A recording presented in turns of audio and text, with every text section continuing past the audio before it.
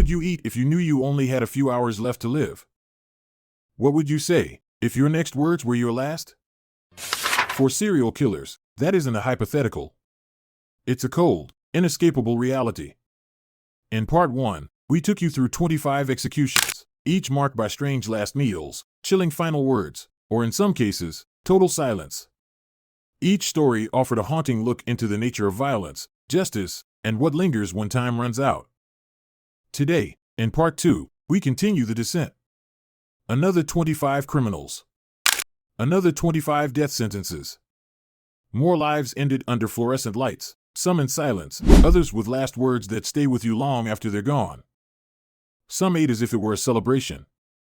Some begged for forgiveness. Some smiled. And some said nothing at all. You're about to go deeper into a world where death is the final price for unforgivable crimes. If you find meaning in stories like this, dark, real, and unsettling, don't forget to like this video and subscribe to Crimes Unearthed 911. 26. Frank Spisak Jr. On February 17, 2011, Frank Spisak Jr. entered the execution chamber in Ohio. A neo-Nazi killer, he was responsible for 3 racially motivated murders and 1 attempted attack. He called himself a messenger of Hitler, wore a Nazi-style mustache during trial, and read passages from Mein Kampf as if reciting scripture.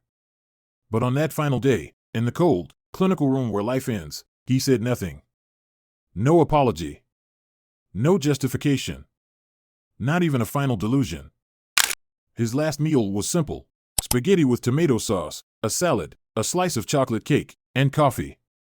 A modest meal, almost too ordinary for the weight of what he had done. As the poison entered his veins, all the ideology, all the madness, dissolved.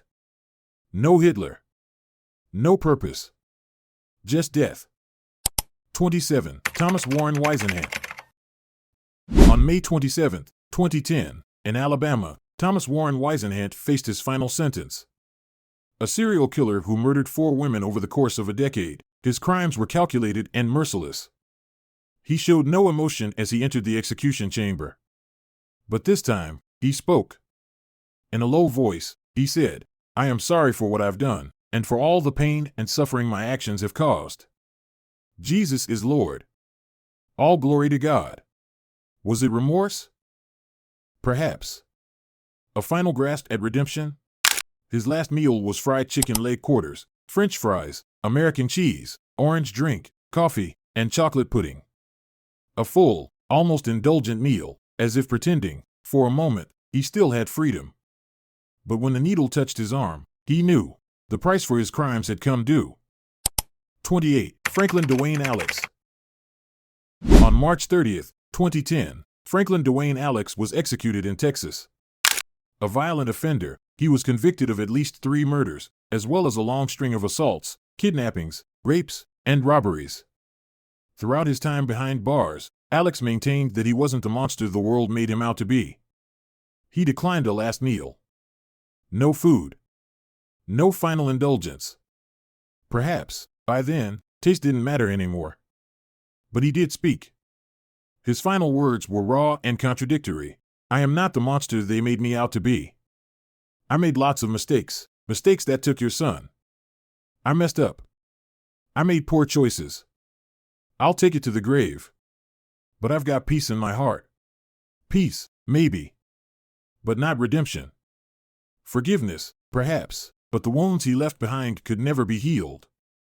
As the drugs took hold, another life ended, and a trail of loss remained in its wake. 29. John Allen Muhammad. On November 10, 2009, John Allen Muhammad, known across the United States as the DC Sniper, was executed in the state of Virginia. Alongside a teenage accomplice, he orchestrated a wave of terror known as the DC Sniper attacks, killing at least 17 innocent people. His victims were picked off from a distance, 1 bullet at a time, with no warning and no chance to defend themselves. For a time, the entire country lived in fear, because each passing day meant another life taken. When he finally stood before death, Muhammad said nothing. No final words. No apology. No hint of remorse. Just a chilling silence, fitting for a man who killed from the shadows. His final meal was simple: chicken, red sauce, and a slice of cake. A meal like any other. But this time, there was no tomorrow. As the needle entered his arm, the gunfire of the past fell silent. But the wounds he left behind still echo. 30. Reginald Perkins. On January 22, 2009, Reginald Perkins, a convicted serial killer, was executed in Texas. He was first sentenced to death for the murder of his stepmother, but DNA evidence later tied him to the killings of several other women, victims who never had a chance to fight back.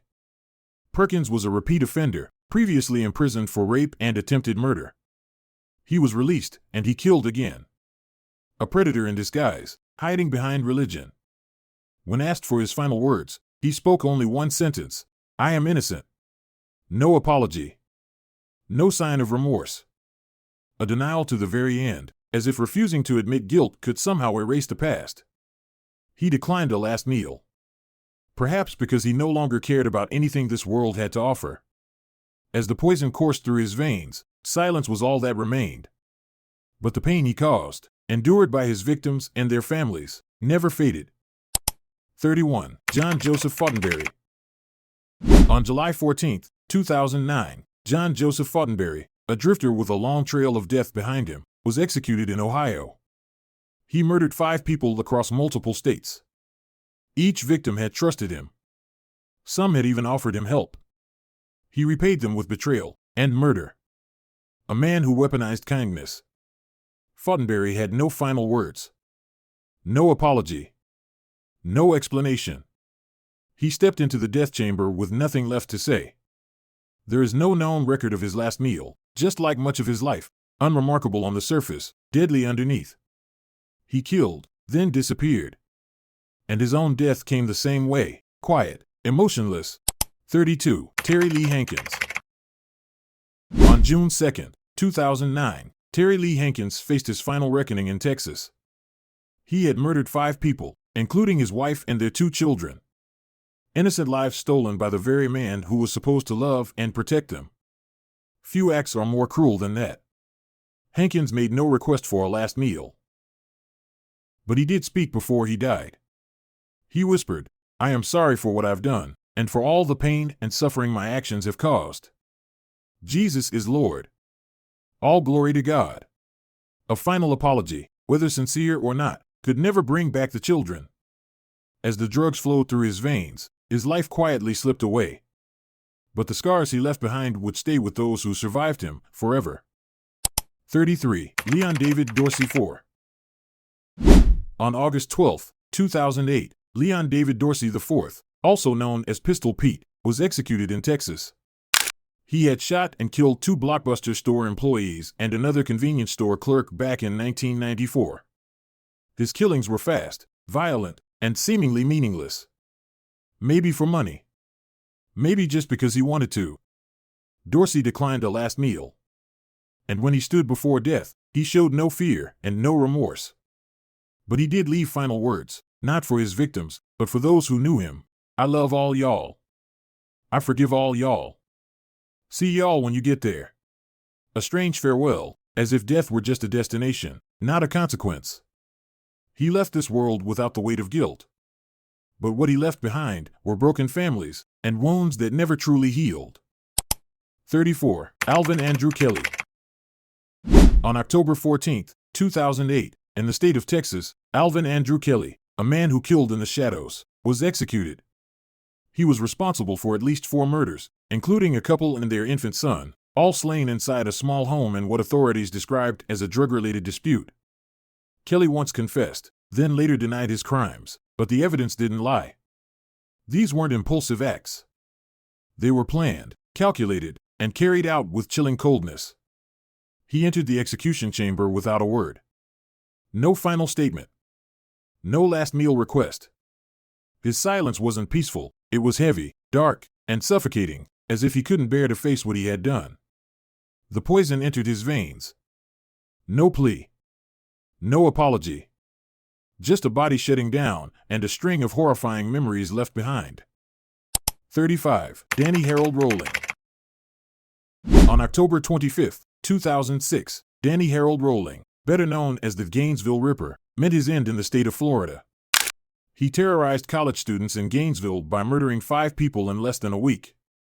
But Rolling didn't just kill. He mutilated, staged the crime scenes, and turned them into horrific displays.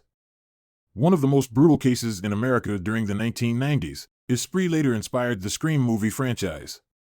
On the day of his execution, Rolling did not give a final statement. Instead, he sang. A soft hymn, whispered from the lips of a man who had once embodied pure evil. His final meal? Lobster tail, luxurious, and disturbingly opposite to the savagery of his crimes.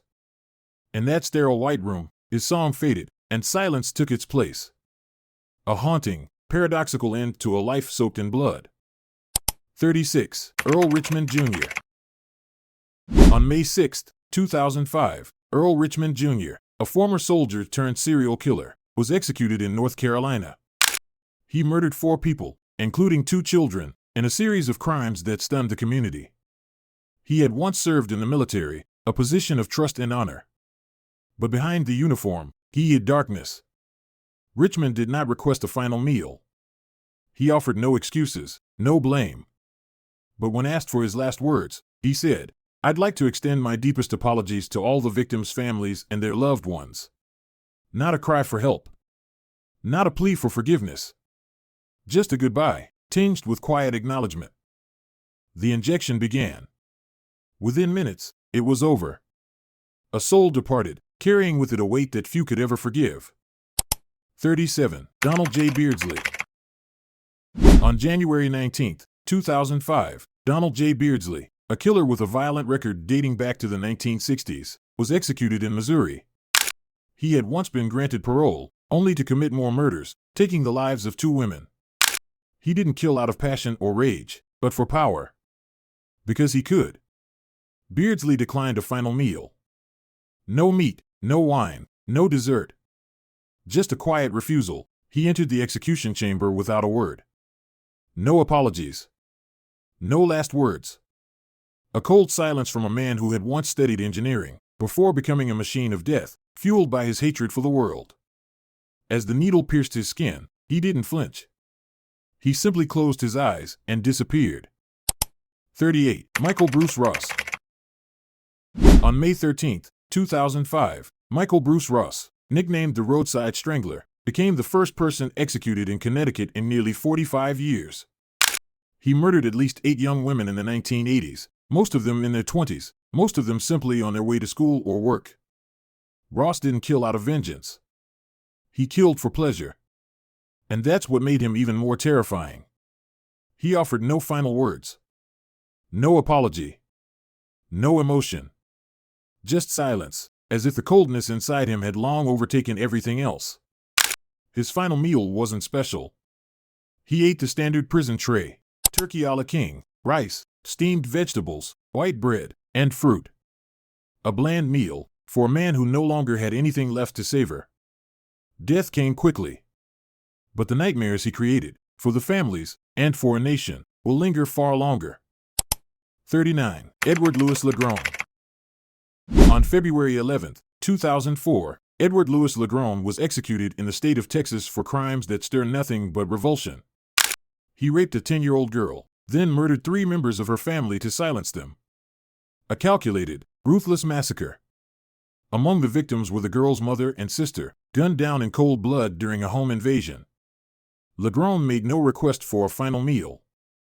Perhaps he knew that no food could ease the weight of his conscience, if he even had one left. Before he died, he spoke a single sentence: "I'm not sad today. I'm not bitter with anyone." It was a strangely calm statement, almost as if he believed he'd done nothing wrong. But the truth is, some wounds never heal. And no matter how gentle his tone, his words could never erase what he had done. 40. William Dean Wickline Jr. On March 30, 2004, William Dean Wickline Jr., known as the Butcher, was executed in the state of Ohio. A contract killer with ties to drug trafficking networks, Wickline's victims were murdered and disposed of with clinical precision, some so thoroughly that their remains were never found. He denied all accusations, but forensic evidence brought him to justice. His last meal was meticulously selected: a medium-rare filet mignon, potato salad, 6 buttered rolls, fresh strawberry shortcake, and butter pecan ice cream. It felt less like facing death and more like celebrating an ending. His final words carried a cryptic tone. May tomorrow see the court shaped by more wisdom and less politics. Was it a veiled critique, a final bid to sound profound? Or simply one last attempt to hold control? Either way, his time had run out, and the butcher met the blade of justice. 41. John Michael Hooker. On March 25, 2003, John Michael Hooker, a man consumed by rage, was executed in Oklahoma. In 1988, he murdered his ex-girlfriend and her mother in a premeditated act of revenge. This wasn't a heat-of-the-moment crime. It was a calculated execution. Hooker had previously served time for manslaughter and was granted a second chance. He used it to kill again. He declined a final meal. As he stepped into the execution chamber, he turned toward the witnesses and spoke only one sentence.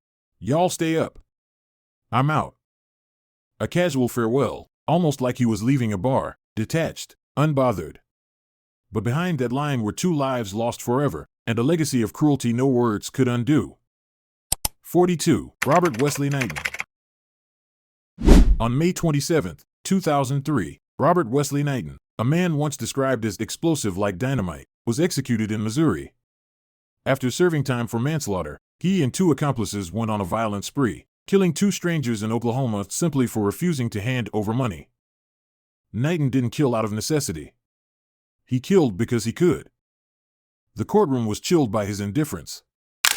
On the day of his execution, he ordered a deceptively normal meal: pepperoni pizza, French fries, strawberry milk, and banana cream pie. But there was nothing normal about that moment. Before the injection, he said, "I'll see you again someday. God bless you." Words that sounded kind, almost human. But no amount of kindness could change the fact that 2 people died simply because he wanted them gone.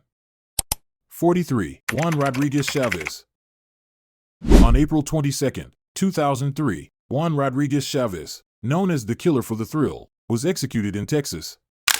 Alongside a teenage accomplice, he murdered 11 people in a spree that spanned just a few months. There was no motive. No logic. Just pure desire to kill. Chavez declined a final meal.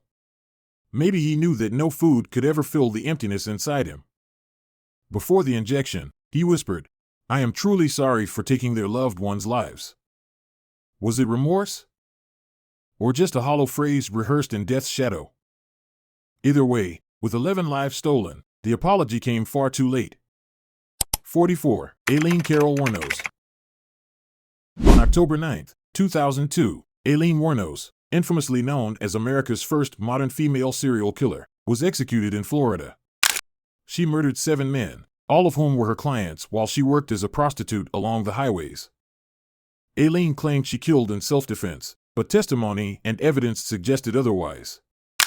In her final hours, she refused a full meal and asked only for a cup of black coffee. No sides. No dessert. Just caffeine and chaos. Her last words were surreal. "I'll be back, like Independence Day, with Jesus, June 6th, like in the movie, The Big Mothership. I'll be back. I'll be back." A cryptic promise. A final broadcast from a mind forever spiraling between pain and fury. 45. Stephen Wayne Anderson.